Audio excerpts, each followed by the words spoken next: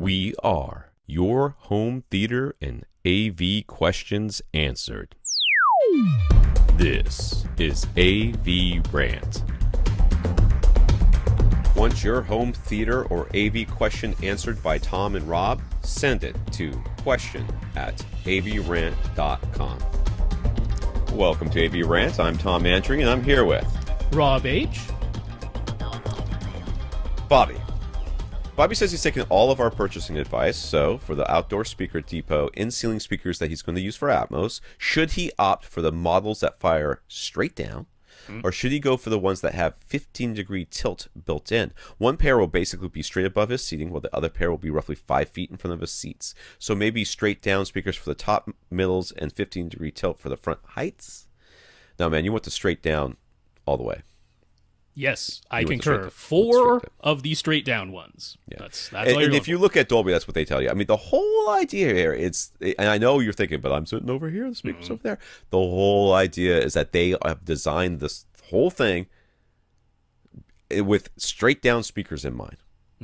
So if you put the straight down speakers in front of you and you call them top middles, well, they're not going to sound right because they're not on top of you where top middles are. But you take those same speakers that are 5 feet in front of you and call them top fronts, you're good, because they know where those speakers are supposed to be, and they know that they're supposed to be facing straight down and all of that. So yeah, they're trying to simulate what you have in a full-size movie theater where the Atmos speakers are way above you, which means their sound is more diffuse, which is why Dolby claims that sometimes the upward firing bouncing off the ceiling, which is more diffuse sounding, can be in some situations closer to the effect that you get in a full-size theater.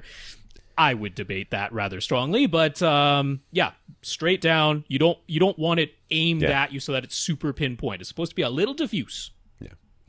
So this room is roughly 12 by 12 by 8. It will have thick carpeting, and he will have a heavy drape covering the window on the back wall. In terms of buying additional room treatments, he's read a couple of websites that suggest he needs between 96 and 135 square. There's an ant on my computer. Oh, you're dead. I'm sorry. 96 and 135 square feet of paneling. Is that correct? How many 2x4 panels should he buy? You should buy 6 to start with. Is that what you think? I don't know.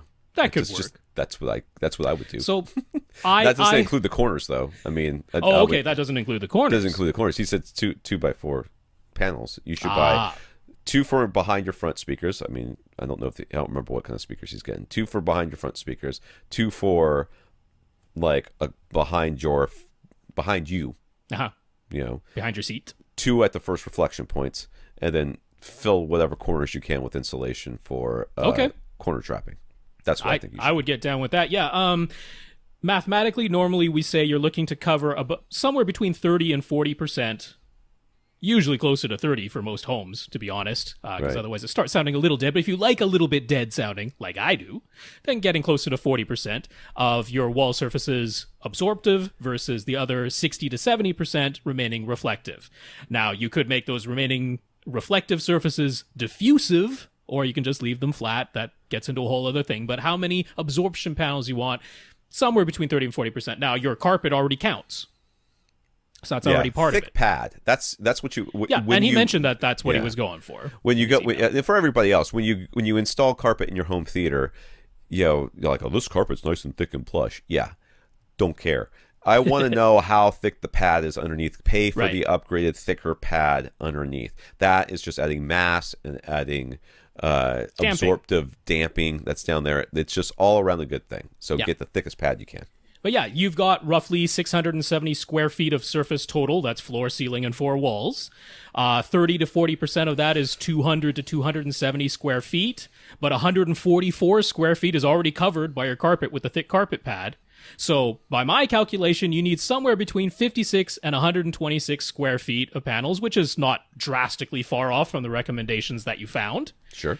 That translates to between 7 and 16 panels total, but that would be inclusive of corner bass traps, right? So Tom's suggestion of 6 regular panels and then 4 bass traps, well, that's 10 of panels total. That's right in the butter zone of what I'm suggesting, so we're in total agreement there. In my own theater, which is quite similar in size to yours. Right. I have 4 corner bass traps, 6 regular panels, and 1 even thicker panel. So I have a total of 11 panels in there.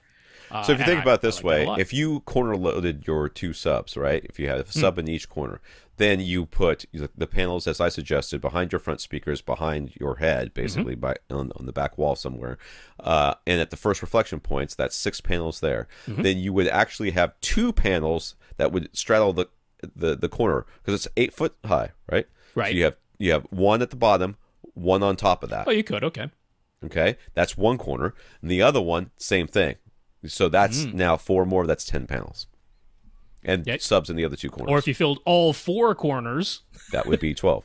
Yeah, maybe 14. Yeah. For those of you who can't do math, which apparently is me.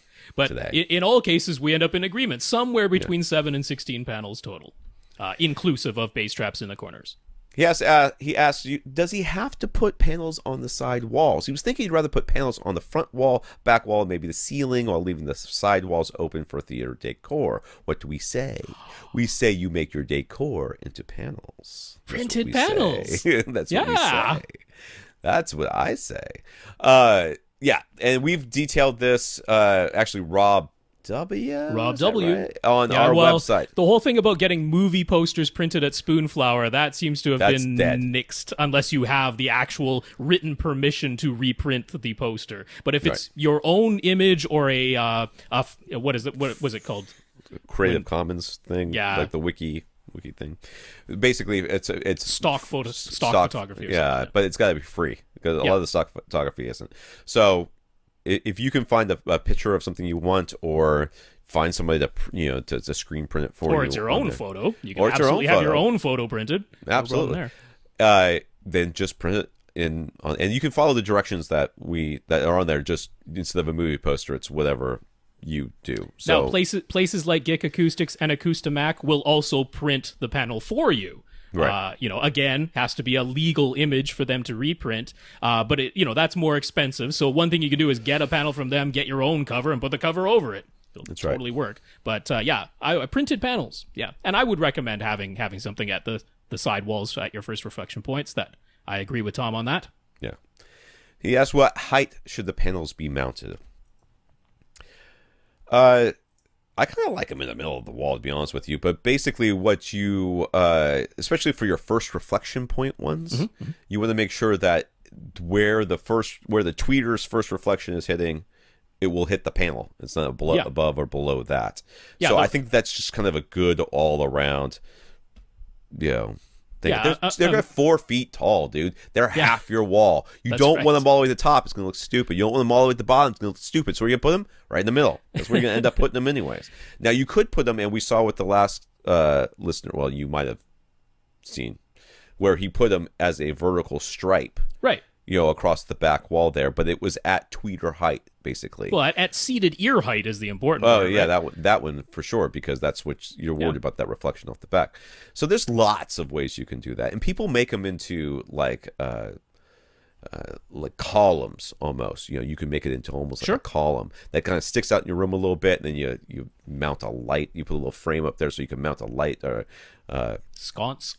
That's a stupid word I was looking for. Sconce. I wanted to say something that started with the C, so forgot to ask. Anyway, so there's lots of things that you could do, but they're 4 feet high. You want them about 2 feet off the ground. Yeah, 2 feet off the ceiling. Just imagine the sound is going in a straight line out of the speaker, off of the wall to your ear. Make sure the panel is on the wall where it would have hit the wall to make that bounce happen. That's about it. All right. Oh, that's the last one. All right, here we go. Want your question answered? Send it to question@avrant.com.